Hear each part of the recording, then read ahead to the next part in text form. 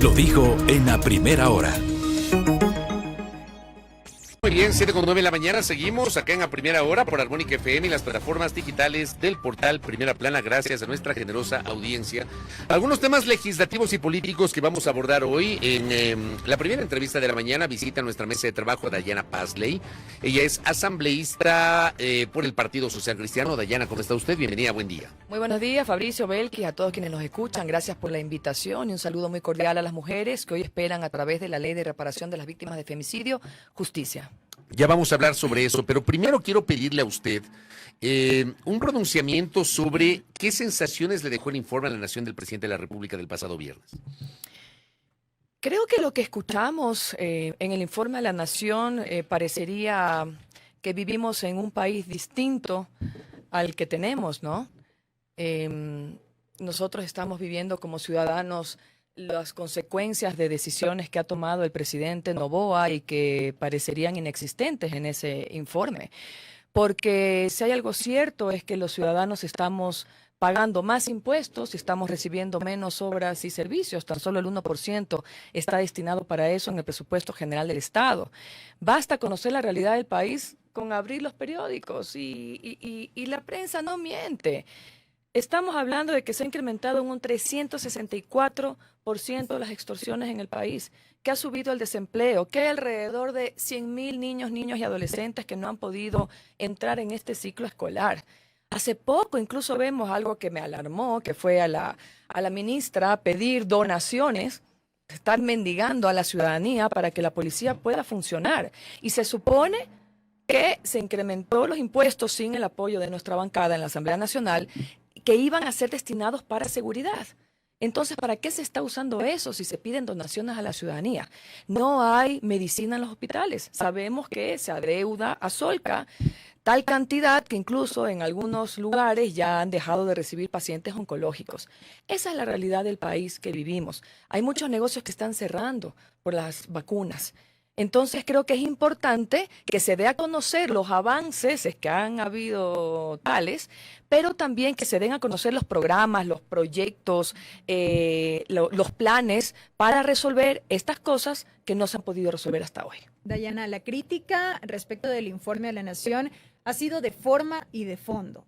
La forma, bueno, ya se ha dicho bastante y quizá ahí nos quedaríamos en lo superficial, pero vamos al fondo, vamos a la veracidad de los datos y de las cifras que presentó el presidente Daniel Noboa en este informe a la Nación, que fue cuestionado porque la información fue contrastada por varios medios digitales que se dieron a la tarea de justamente verificar que esa información sea la correcta y no lo fue. Esto genera preocupación. Alguien decía ayer, bueno, hemos visto imprecisiones también en informes de la Nación pasados, pero no quiere decir que de alguna forma justifica que se presenten datos irreales a la población. El presidente de la República nos queda debiendo y nos queda debiendo la verdad. Y eso es grave porque uno esperaría de un primer mandatario una actuación muy correcta, ¿no? Muy impecable. Y creo que eso parte primero que nada por la honestidad. Creo que el presidente es un ejemplo para la ciudadanía y en especial para los jóvenes de rectitud. Y creo que los valores en la política se están perdiendo porque estamos naturalizando no solamente la confrontación, la violencia, pero también la mentira. Y a mí me parece eso lamentable. Lo mínimo que esperábamos de ese discurso a la nación, de esa rendición de cuentas, era que nos hablen con cifras reales. Porque incluso se habló como de 126.000 operativos, que haciendo un cálculo que hacían algunos analistas significaban 700 operativos por día. Incluso se habló de alrededor de 24.000, son cifras que me vienen a la mente, de detenidos que hubo a partir de todos esos operativos, pero también la gente se pregunta, bueno, ¿cuáles fueron procesados? ¿Qué pasó luego? ¿Dónde están? Porque las cárceles estarían abarrotadas en este momento. Entonces creo que nos quedó debiendo eso, saber qué se va a hacer para resolver aquello que no se ha podido resolver hasta ahora. Claro, ayer un colega, Andrés, a quien envió un abrazo, me decía, a mí me llamó la atención un dato, que se habrían sacado a más de 34.000 delincuentes de las calles, y me decía mi colega, yo me pregunto, si no están en las calles, ¿dónde están?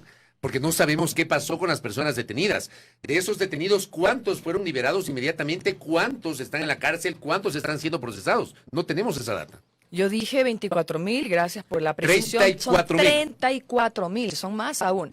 Entonces sí creo que nos quedan debiendo en esas cifras.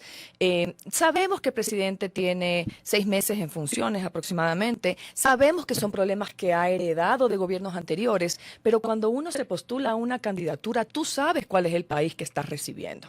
Tú sabes ¿Sabes a lo que te cuáles, enfrentas de alguna forma? tú sabes cuáles son los problemas que tienes que llegar a resolver. Entonces, después de todos estos meses esperábamos pues que nos dijera qué se ha resuelto, pero sobre todo cuáles son la planificación para resolver lo que aún falta, y falta muchísimo. Estamos muy mal en todos los ¿Y sentidos. ustedes qué actitud van a tener como socialcristianos, como bancada socialcristiana frente a esto, a esta crítica que usted está señalando, para lo que resta del gobierno del presidente Noboa, que será, digamos, ha empezado la cuenta regresiva del último año de este periodo de transición? Nosotros siempre hemos sido muy críticos con los gobiernos porque nosotros nos debemos a la ciudadanía. Fabricio, nosotros esperamos por el bien del país que las cosas mejoren, pero obviamente necesitamos de autoridades que sean responsables, que sean honestas, que transparenten las cifras, porque hemos vivido otros gobiernos en los que también nos cambian las cifras, maquillan las cifras simplemente para agradar en discursos a la ciudadanía. Y eso es algo que no podemos permitir.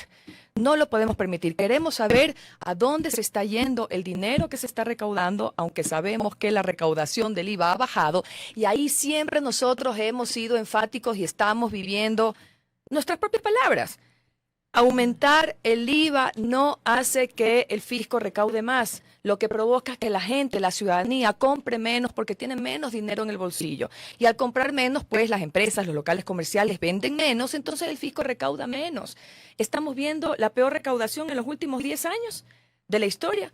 Entonces, ¿cómo se puede pretender obtener resultados distintos aplicando las mismas fórmulas fallidas? Hemos visto que gobernante tras gobernante hacen exactamente lo mismo esperando resultados distintos. Nosotros sí queremos ser opción para llegar al poder en el 2025 por el simple hecho de que siempre hemos promovido otras fórmulas para llegar a la prosperidad y al bienestar que la gente espera, que la gente anhela en este país. En concreto, ¿en qué se traducirían esas fórmulas, Dayana? En no subir impuestos. Nosotros, para las 6, es una línea roja subir impuestos. ¿Ustedes no votaron por el aumento del IVA? No votamos por el aumento del IVA. Pero sí por las contribuciones a los bancos cooperativas. Contribución especial. Contribuciones Que no es especiales creación de un nuevo impuesto temporal, permanente. que no es creación de nuevos impuestos permanentes. Y lo hemos sostenido durante muchísimos años. Incluso tenemos un documento firmado desde el 98 por el abogado Nebot. Pero creemos firmemente y hay resultados. En los países en los que se sube el IVA no se recauda más. Pero la Asamblea no dejó abierta la puerta, Dayana, para que... Yo entiendo porque esa ha sido la postura histórica desde el año 99 del Partido Social Cristiano de no más impuestos. De acuerdo, ustedes han mantenido una coherencia en ese sentido. Pero digo, no dejaron como Asamblea la puerta abierta para el veto. Porque al final del día, a través del veto, fue que se terminó por viabilizar el aumento del IVA. Nosotros hicimos todo lo que podíamos hacer de acuerdo a lo que la ley nos faculta, pero tenemos una constitución hiperpresidencialista que termina haciendo que el presidente se salga con la suya, siempre. El presidente no solo es colegislador, sino que se necesitan 92 votos para que la Asamblea se ratifique en su decisión, y eso es hiperpresidencialismo. Yo estoy de acuerdo con incluso una reforma a la Constitución que está presentada desde algunos años por un ex colega. La que presentó Héctor Muñoz, ex asambleísta de Suma, en 2020, que justamente ayer el informe para segundo debate fue aprobado por la Comisión de Enmiendas para bajar de 92, mayoría calificada de 2/3, a mayoría absoluta, hoy 70, la capacidad de la Asamblea para ratificarse en el texto original. Sí, ¿Usted está de acuerdo con eso? Estoy de acuerdo. Si 137 asambleístas, que somos los representantes del pueblo de cada una de las provincias, tomamos una decisión con respecto a una ley, necesitamos 92 votos para ratificarnos en esa decisión. Y no es fácil los 92 votos, pero el presidente, tan solo con 70, hace pasar todas las reformas que él quiere. Entonces hay un desequilibrio ahí, y esto, por supuesto, nació en la Constitución del 2008 y sabemos que se buscaba, pero creo que eso le ha hecho muy mal a la democracia en nuestro país. Dayana, sobre 2025, a lo que hacía referencia hace un instante, ¿no se le pone cuesta arriba, por así decirlo, al Partido Social Cristiano esta aspiración de convertirse en gobierno luego de la decisión de Jan Topic de ya no ser candidato en las próximas elecciones presidenciales? No, para nada. De hecho, dentro del partido nosotros siempre dijimos que era una opción importante, pero no era la única opción que Sí, tienen tenemos. otras. Tenemos ¿Cuáles son esas opciones? lo estamos discutiendo a la interna del partido. Cuando tengamos una decisión en firme, lo haremos conocer públicamente. Tenemos cuadros formados. El partido se ha estado constantemente renovando. Incluso yo tengo el gusto de dirigir y de haber creado un centro de formación política y de servicio ciudadano que tiene ya más de aproximadamente 2 años ya en funcionamiento. Estamos formando jóvenes con vocación de servicio y han pasado por nuestros cursos casi 1.500 jóvenes de todas las provincias del país. Estamos formando cuadros, estamos renovándonos y hay personas que anhelan, por supuesto, que tienen esta aspiración legítima de ser candidatos y vamos a tener una asamblea el 8 de junio que no era o no nació con la idea de lanzar los candidatos, pero sí demostrar cuáles son las nuevas adhesiones que tenemos, cuáles son las innovaciones que tenemos como partido. O sea, el 8 de junio todavía no van a presentar al candidato o candidata presidencial. No, porque la asamblea no fue creada para eso. Entendemos que Jan Topic tiene temas personales que le impiden ahora seguir con la decisión que tuvo de postularse a una candidatura. Sin embargo, nosotros vamos a ir con candidatos propios y esa es una decisión que hemos tomado y estamos preparados para eso. Correcto. Vamos al tema legislativo. Usted nos decía y abrió la entrevista Dayana Pazley, comentando que hoy a las 9 de la mañana la Asamblea Nacional tendrá el segundo y definitivo debate del proyecto de ley orgánica de contención, acompañamiento y reparación transformadora integral a hijos, hijas, madres, padres y demás familiares de víctimas de femicidio y otras muertes violentas por razones de género. ¿En qué consiste esa iniciativa, Dayana? ¿Usted es la proponente? Soy la proponente, es una propuesta que presenté en 2022 con especialistas, organizaciones de la sociedad civil y sobre todo con madres de las mujeres víctimas de femicidio de nuestro país, que luego de ese atroz crimen que el Estado no pudo proteger a sus mujeres, además no tienen justicia ni reparación de ningún tipo. Este proyecto de ley nace en honor a las víctimas para que tengan una reparación real. ¿Qué es lo que sucede actualmente con las familias de las víctimas? Que ni siquiera las madres de las mujeres víctimas, que son abuelas, se convierten en madres de sus nietos, en abogadas de sus hijas de las noches a la mañana.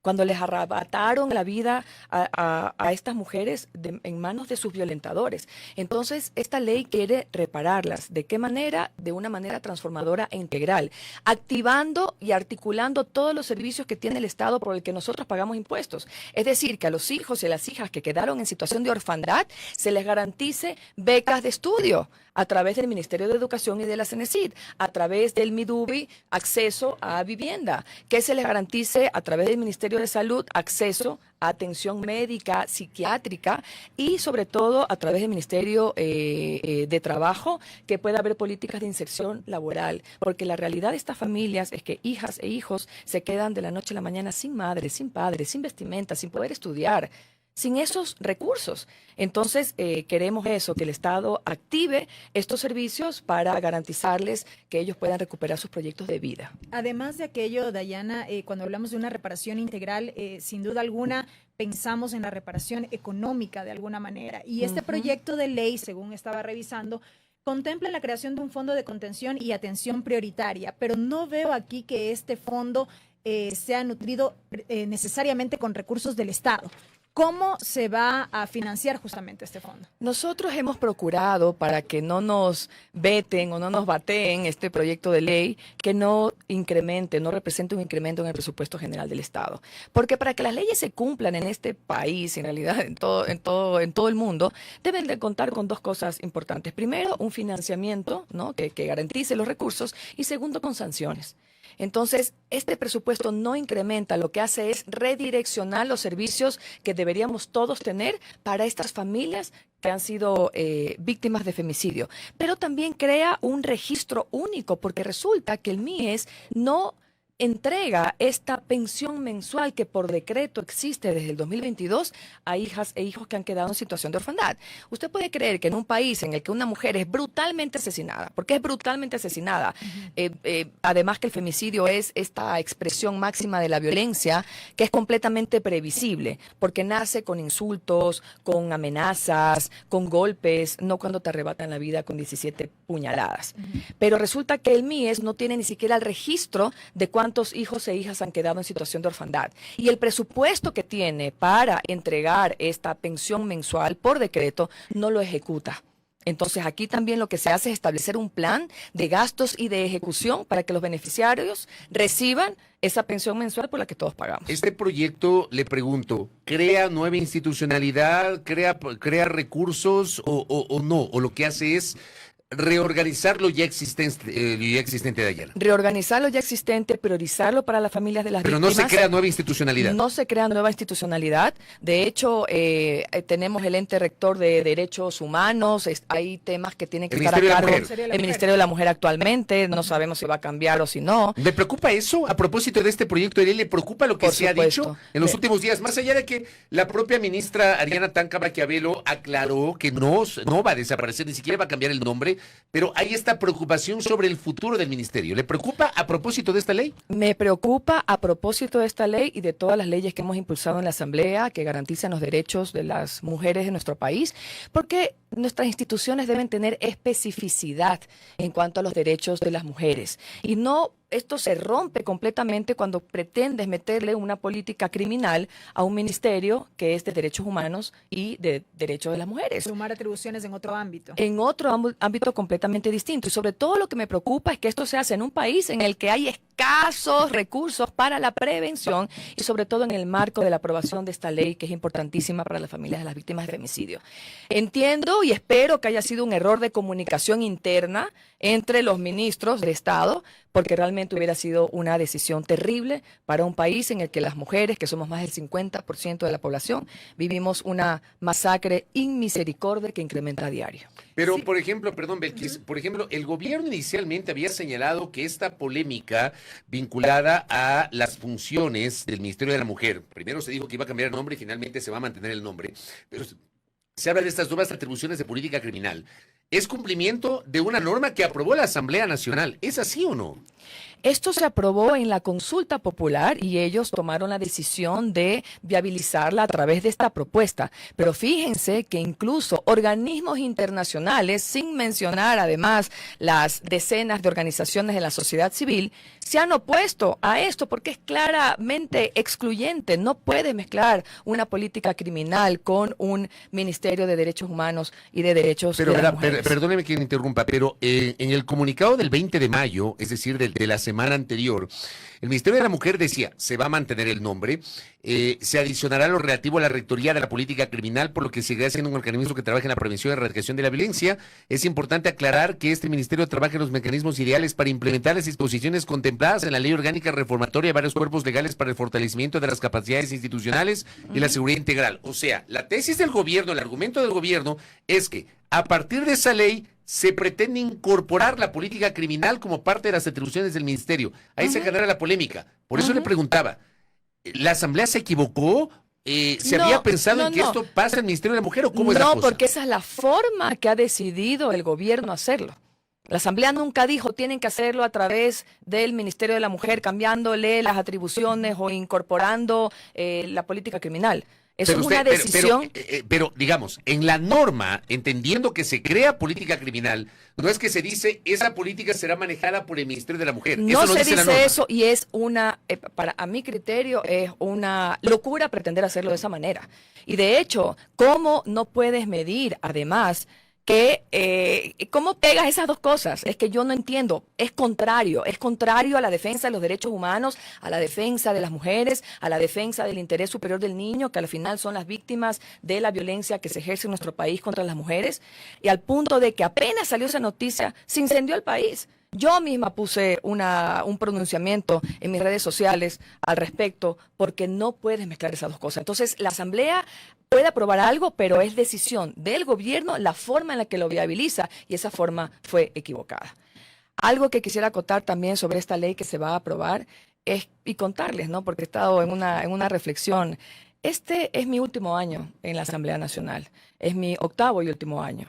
Y casualmente es mi octava ley que he promovido y que entraría en vigencia si es que hoy la Asamblea pues decide aprobarlo. Van a asistir las madres de muchas víctimas con quien se ha construido este proyecto de ley.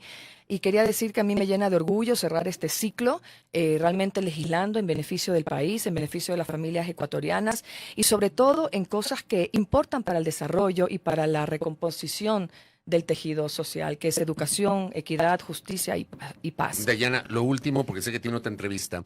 ¿Qué opinas sobre la situación de la vicepresidenta Verónica Abad?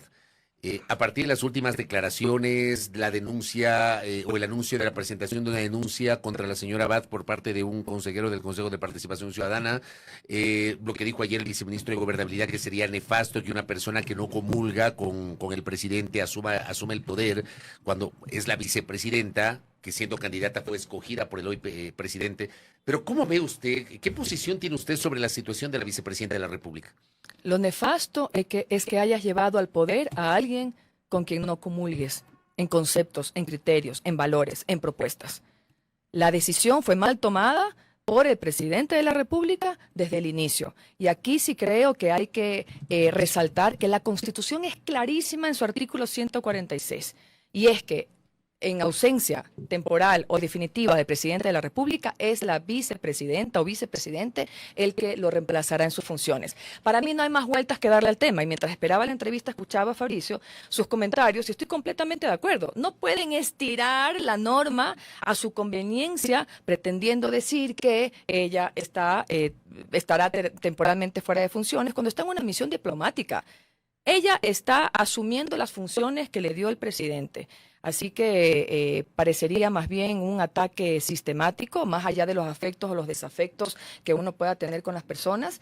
Y yo esperaría pues que el presidente actúe de manera equilibrada, pero aquí no hay ningún incumplimiento de funciones también como se ha pretendido decir.